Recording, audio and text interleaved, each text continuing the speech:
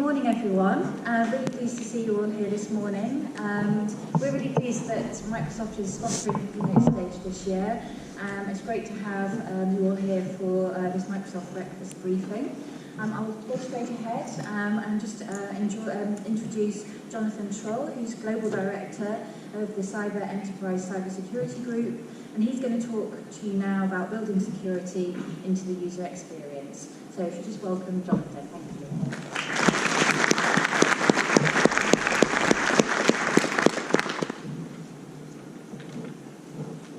All right. Good morning. Thanks for having me today. And I'm going to be covering how Microsoft thinks about cybersecurity, specifically around how we build our technology and what our focus areas are.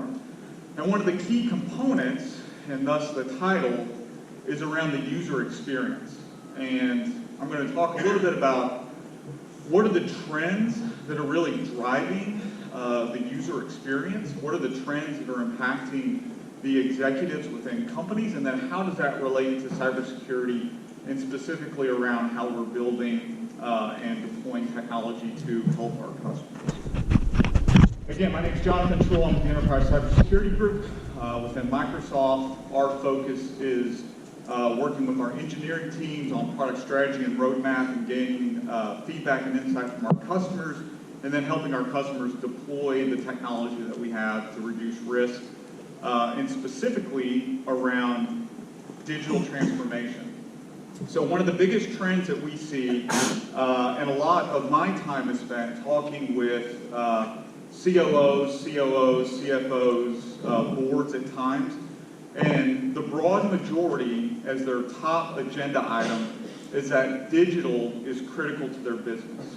Of all of the topics that they want to talk about is how to leverage digital technology to drive transformation within their business. And now with that comes risk at times, and with that comes opportunity, and I'm going to talk a little bit about each of those. So when we think about digital transformation, as we talk to customers and they engage us as Microsoft, we think of digital transformation in two terms. One is the technology perspective. So what technologies do we need to build to enable customers to digitally transform?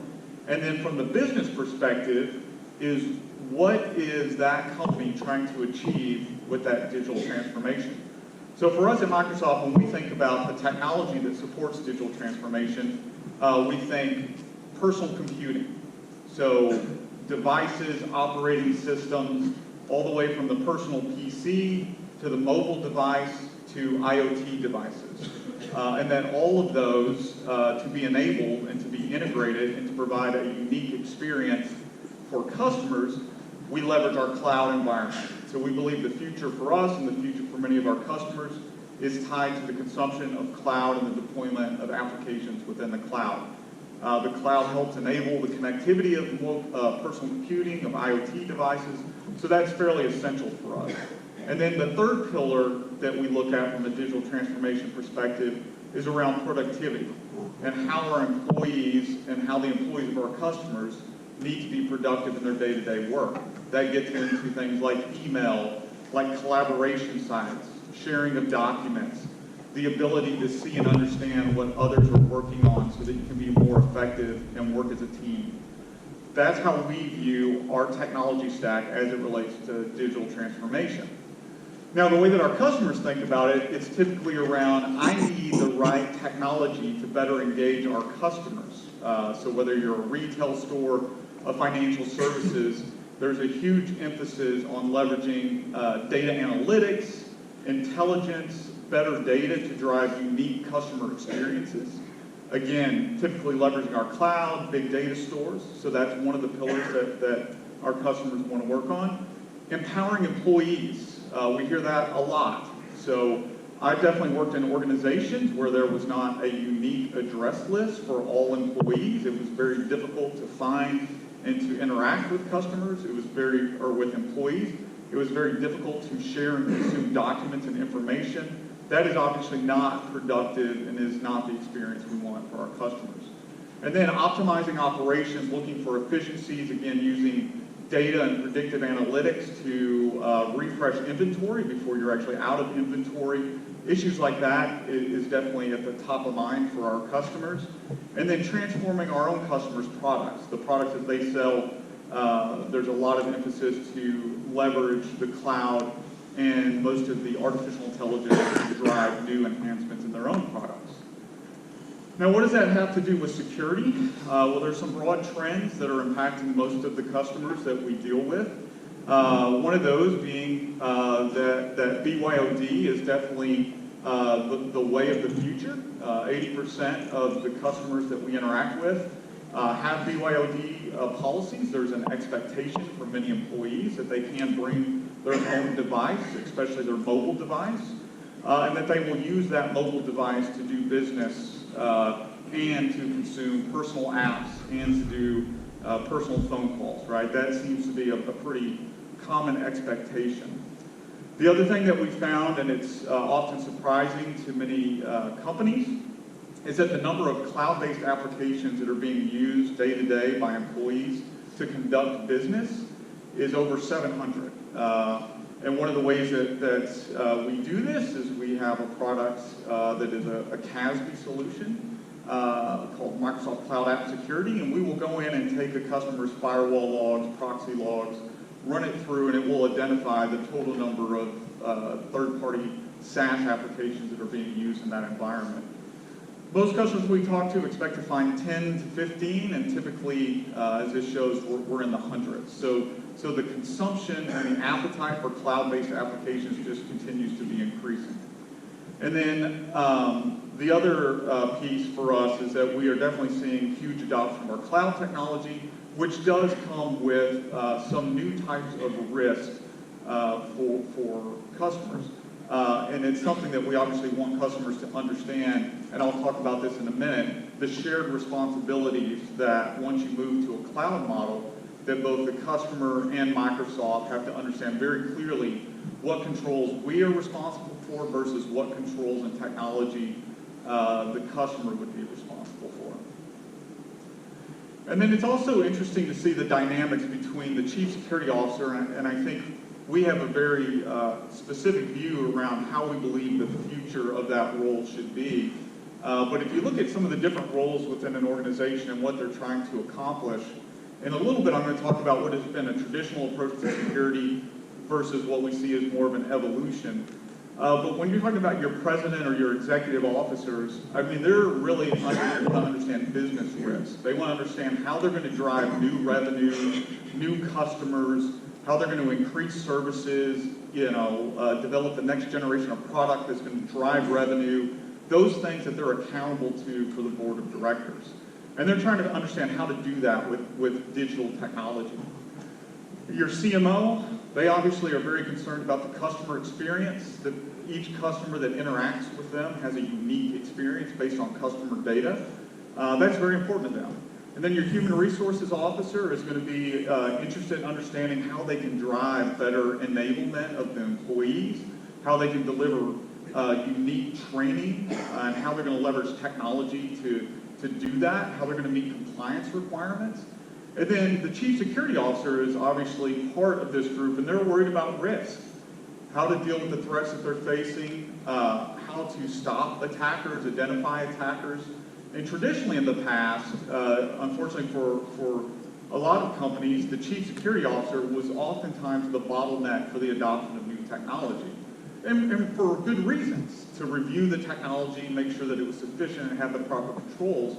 Unfortunately, it oftentimes put the Chief Security Officer in a position where they were more commonly stopping what the president and the CMO and others were trying to accomplish as the business.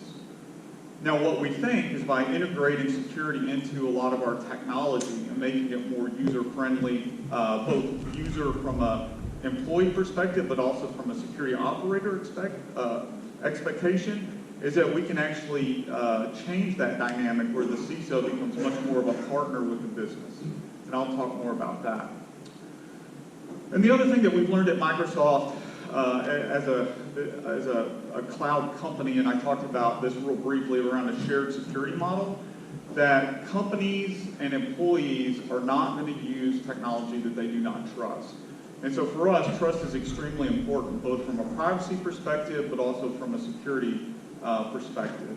When we look at Azure and the services that built on top of Azure, we obviously need to protect it from the hypervisor down to the physical data centers, and we spend a lot of time and effort in doing that and being extremely transparent about how we're going to make that happen.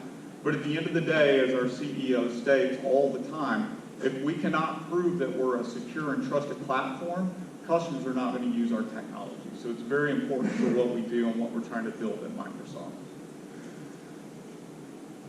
So from a competing standpoint, for a long time in the security world, there's always been this push and pull between increased levels of productivity and security. And I talked to this a little bit, but security has always, at times, been a blocker for some of the new productivity.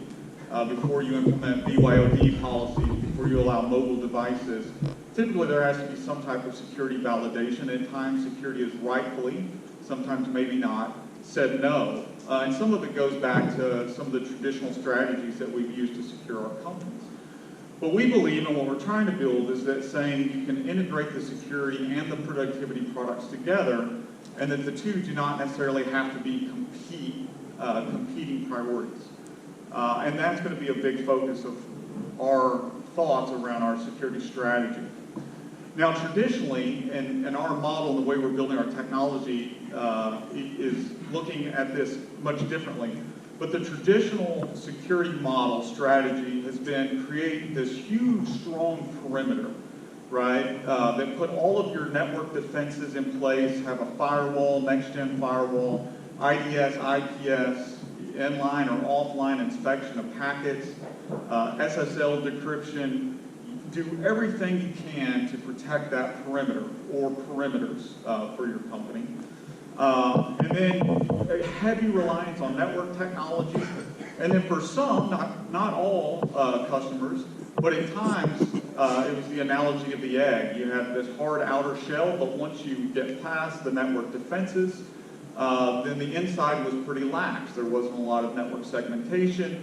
It was thought that you were a trusted device once you got inside the network, and if you were trusted, that meant that you could then have pretty much free reign and access to different resources on that network.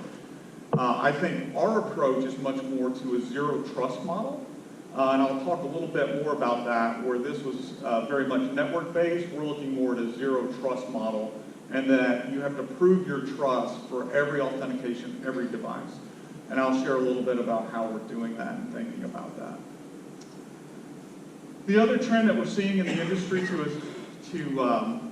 as part of this digital transformation is that as new technology comes on board, the adoption tends to be pretty quick and fast in certain industries. And at times, attackers will leverage that new technology to attack those companies.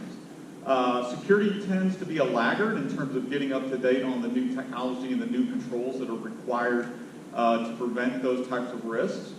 I think some examples would be IoT. In the US, about a year and a half ago, we had the Mirai botnet that ended up compromising several thousand IoT devices that were poorly secured, and at some point those were turned on to a DNS service provider that ended up bringing down several social media sites like Twitter, which again for me that's not such a bad deal, but for Twitter that was obviously a bad experience for them. What we want to make happen and what we're trying to do is that as new technology comes on board, we have built and integrated the right controls so that we reduce the time span between what is a new technology to the time span that it takes security teams to implement the right technology to protect them and to reduce risk. I think one prime example of that for us, and we'll stay on the IoT scenario, Microsoft recently built and released a technology called Azure Sphere. Azure Sphere is a new IoT framework, and we designed it with a lot of the experience from the Mirai botnet and the attacks that were happening. It's actually a custom operating system that has the security built into it. We're actually working with chip manufacturers who will get that operating system for free. It's been open sourced to them. And on the back end, there is a cloud security service that allows them to connect to the cloud to determine where are all the IoT devices, what is their security state, is there any appearance they've been tampered with. But we took the whole threat model and then built that into the operating system, built it into the chip level protections, and then we added that as a cloud service to incorporate the security controls. So the hope is that as we start to build new technologies, and especially emerging technologies, we'll build the security controls in them from the start. The other challenge that we're seeing in the security space, it's not uncommon for us to go into a customer and they'll have 70, 100, 120 different security solutions. The difficulty with that is oftentimes they have different eventing systems and schema for the events. The teams are trying to spend a lot of time integrating those different tools so that they get what many have traditionally said, at least for a security incident event management system, is a single pane of glass. And they're spending a lot of effort and time. And then there are some other issues there with lack of context. Security events often do a good job explaining what the event is, but lack context about who is the user. Is that user important to the organization? Does that user have access to sensitive files and information within that organization? But you need that context to actually properly triage that event and then assign the right resources. And then the operational complexity continues to drive difficulties for security operations teams. And again, a lot of this we've learned, and I'll talk a little bit about our Cyber Defense Operations Center, because a lot of the hard work that we do internally has resulted in the products that we now sell and offer to our customers. And this is just an illustration. This is not uncommon for ourselves and others, but most of the security teams we have are drowning in data. And again, it's very difficult for them to leverage that data to automate their processes, and they're spending the majority of their work actually building the glue that pieces all of those events and systems together. So for a common enterprise, as we're talking about digital transformation, one of the ways that we like to think about it is what is the perimeter that we're trying to defend? And as you start to look at your traditional perimeter, again, it was very oriented to an on-premise network-based security strategy. You had firewalls, segmentations, your routers and switches, and that worked fairly well. Unfortunately, as you start to add new technologies, for example, SaaS applications, cloud workloads, your perimeter is suddenly expanded. No longer is your data, your services within your data center. Now they're in other people's data centers. And they could be in data centers regionally. If you're a global company, they could be global data centers. But suddenly those same network perimeters still are effective, but they're not as effective in protecting your company. And then once you start allowing the mobile experience, once you start allowing mobile devices, your perimeter expands even further outside of what was traditionally a controlled PC managed by your IT department. And then when you start throwing in for manufacturing companies and the operating technology that they embed within the manufacturing floors, when you start working with mining companies and the OT and embed it within the mining technologies, once again, your traditional perimeter starts to erode or expand. And the way that we think about this is that for all of these devices, and the reason a zero trust network is so important, is that identity and then authentication and authorization become the main pillars for gaining control over access to resources. So with all of these different, even though the network controls no longer might be applicable, for each of these you would still need to do an authorization request, and then you would still have to understand the health of the device making that authorization request and put controls around that so that still the data is protected. And I'll go into a few examples of where we've devoted some energy and time to doing that. So based on how we see organizations transforming digitally, we're also looking at kind of what are the 3 themes or functions that we have to get right from our technology perspective. One is that we have to enforce risk-based access. And this also gets into the user experience. If a user had to do a multi-factor authentication request and prompt every time they try to access a service, at some point your executives and many of your users are going to get annoyed and are going to complain, right? They're going to push back and say that security has made it too difficult for them to do their job. So we're really trying to make sure that we can do risk-based authentication and risk-based security controls. And I'll give you a few examples in just a minute. And then we have to make sure that we can protect the data no matter where it is. So whether that data, that document, that email is on your computer, it's in a third-party SaaS application, or if it's stored on a mobile device, the protections that are with that data need to follow that data wherever it goes. And then the last is that we need to do a better job of helping our customers automate the detection and response of attacks against Microsoft's ecosystem. So when I talk our ecosystem, I'm talking about Azure, our infrastructure as a service, platform as a service, and then our SaaS applications. And then all of that needs to be integrated. Data needs to be shared across all of those platforms and with our partners. So many of the people that are out on the floor are our partners, and we expect, and I'll talk about one of the recent releases that we did that allow our partners to better integrate with Microsoft and the technology that we have. And then the other trend that we see is around hybrid. Very rarely do we see a customer that goes all cloud for everything. More often than not, it is a hybrid architecture where certain components of their new applications and their digital stack will remain on-premise, and we'll have some type of connectivity back into the cloud. For us, the technology that we build has to be able to deal with security threats in that hybrid environment. So again, whether it's in your data center, whether it's in our cloud, and at times some of our technology will provide protections in other vendors' clouds. So we have some solutions now that follow the virtual machine, whether it's in Azure or you're deploying it in AWS. You can use it and still get the same security so that you can have that hybrid experience.